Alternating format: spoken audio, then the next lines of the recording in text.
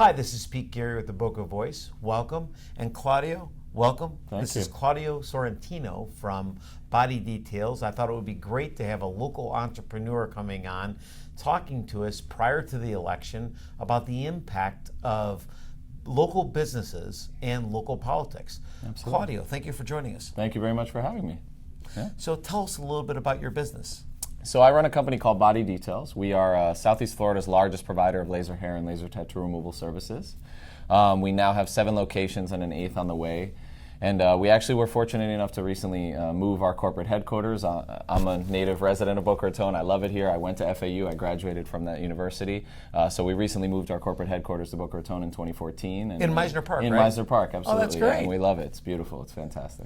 And you have one location in Boca itself. Absolutely. So we have a location in Boca, but we have locations throughout all of the Tri-County area. So from Palm Beach Gardens running all the way down to Kendall. That's awesome. Yeah. Now, we talked a little bit, and when I know when we had lunch today at Mizner, we were talking a little bit about traffic. Yeah, right? absolutely. So I'm going to jump right into it. So tell me a little bit about traffic. Right in front of you is Federal Highway. So talk a little bit about traffic and your impact. I guess I can say this. I have two opinions on traffic. Okay. One, I'm a resident. So, yes, obviously there are times when traffic irritates me. Typically it's the travel time at the end of the day when people are leaving, the city after work, or in the morning. Typically, when you see Glades Road and you have all these students come into their classes, and, Sure. It'll tie up Glades a little bit, particularly, on the left lanes coming down Glades Road East. But for me, traffic is also a primary driver for my business. Sure. I have a beautiful store in Boca, and the signage, the more traffic I have driving by that sign, the better it is for us. So, the way I see it, particularly as an alumni from FAU, I feel like the more impact that university generates here locally, the greater all businesses are here, the more every business grows. So for me, I don't mind a little bit of traffic if it's going to bring more people to the city, and this growth is going to, be a business driver for us and for every other business around here. Because in reality, the more students that now flock to this university, because FAU is a constantly growing, fantastic university to be a part of, and one of the closest universities to the beach, so there's a lot of appeal to local students. It's really driving businesses to all of us. Rising tide rises all ships. So all of the businesses in the local area, great. Exactly, all of the businesses in the local area are going to do better the more popular that university is. I find Boca to be amazing. I always brag about Boca, how efficient it is, even as it stands today with regard to the roads. How, Palmetto, the way Palmetto Park Road is set up, that you have, a high speed limit and cars are able to travel to and from. If you need to get west in a timely fashion at any time of day, take Palmetto. Take Palmetto Park Road. It's typically not that bad, and it's not just a few minutes to get back onto Glades. So for me, it doesn't bother me. I welcome the growth of the city. I think it's fantastic for businesses and entrepreneurs like myself, and I feel like there's good, intelligent, strategic planning that local politicians can do to make sure that traffic keeps moving. Sure. But we have the Spanish River exit, which is something they've been pushing for a long time, that now is finally almost at fruition, and that's going to alleviate a lot of the problems as well. So I think I agree. Yeah. I think Spanish River is definitely going to alleviate a lot of traffic off of Glades Road. Yeah, so for me, I think it's just I welcome it. I frequently am on Glades. I shop primarily at Whole Foods. I'm always there, and I don't at this stage. I grew up in Miami, so let me be honest. I guess maybe the bubble of Boca Raton that we live in today, we don't recognize how bad it can be. Miami's a nightmare. Sure. One of the reasons why I moved to Boca and got out of Miami was because of traffic. Sure. And we live in a great city that has very, very well set up strategic planning for the way the city flows, the way traffic moves, and for me, it's been fantastic. And with that traffic comes, additional places to go, great dining options, nightlife options that we didn't have in the past. I've been here for many years, and just to see what's now been, achieved in the downtown area, that we have places that we want to go to more often, and we can walk around and go from spot to spot. You didn't used to have that opportunity, and so for me, I welcome the growth.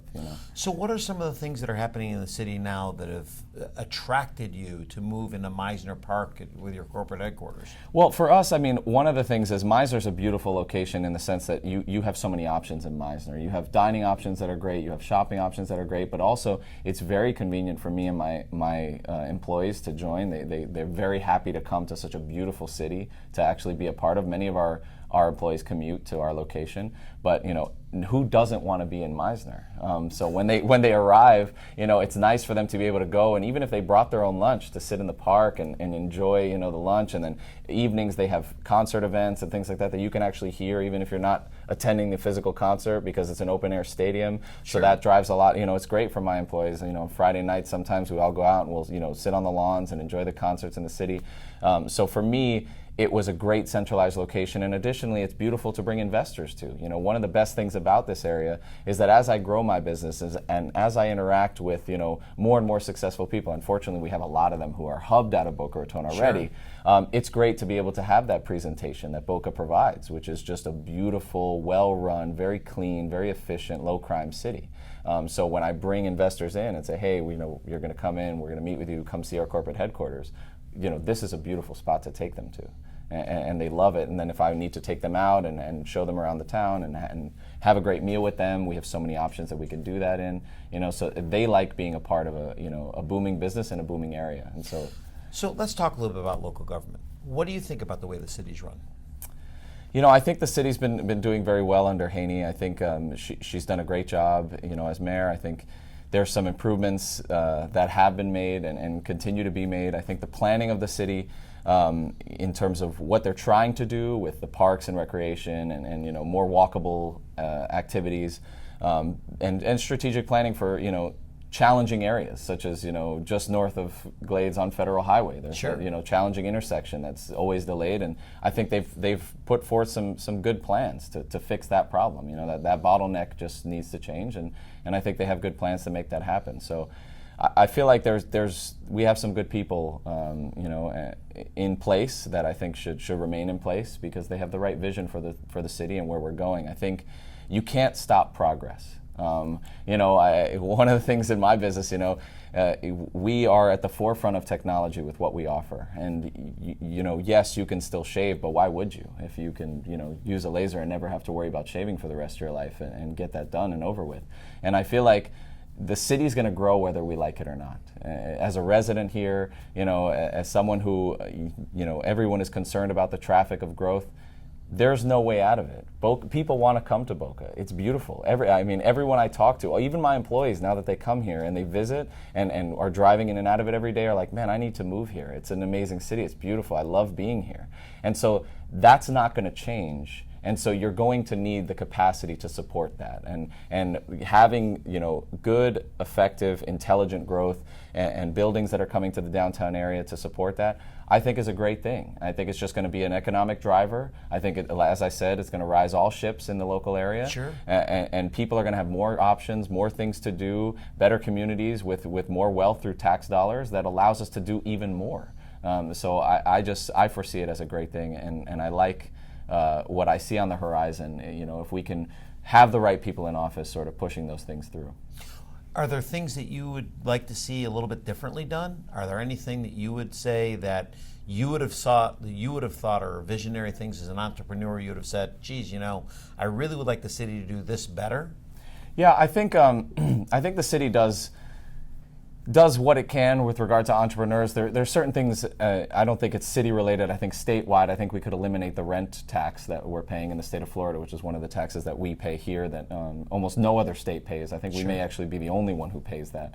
And I think that's detrimental to businesses. I don't think it provides any benefit, and it actually deters growth.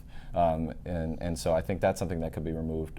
But the city, I think what they're doing with regard to the walkability of the city, with regard to having more family-oriented activities and parks and more efficient use of the waterways, I think those things are good progress to allow businesses like myself to prosper. We cater to the local market. So each store we open is catering to the city we're in. So we are Boca's location, while we do have some traffic from just north of us in Del Rey or in Boynton Beach, the majority of our customers are based out of Boca Raton. Sure. So for them, it's really a matter of convenience. How efficiently and effectively can they find the location? How can they get here?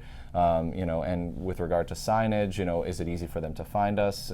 I know typically antiquated cities are, have very stringent restrictions on signage and prevent you from doing that. I think the city of Boca Raton has done a good job sort of evolving with the tide with that, and we have our custom signage on our building, and that helps us, drive customers and drive traffic. So I'm pretty happy with the way things have gone. And I just think as long as they continue to make intelligent strategic planning decisions with regard to keeping Boca moving, I think the actual influx of people into the city, it can really do no harm for us. Well, I know you're a big advocate for getting out the vote. Absolutely. I know that you've been making sure that everybody get out the vote. Absolutely, yeah. And as you know, that the election's coming up. It's March 14th, and if you haven't, if you're not going to be in town on the March 14th, you have just about maybe one more day to get your absentee ballot ordered and get it in on time. So please make sure that you vote on March 14th. Claudio, thank you so much for coming in. My pleasure. I Thank you very much. appreciate it. Yeah, absolutely. And thank you for joining us on the Boca Voice. Please make sure to follow us online. And Claudio, please give a plug for your for Body Details. Oh yeah, absolutely. If you're interested in laser hair or laser tattoo removal, please visit us at www.bodydetails.com. We'd be happy to welcome you in. Thank you very much. Thank you for joining us, and we look forward to seeing you this week on Fact or Fiction Friday.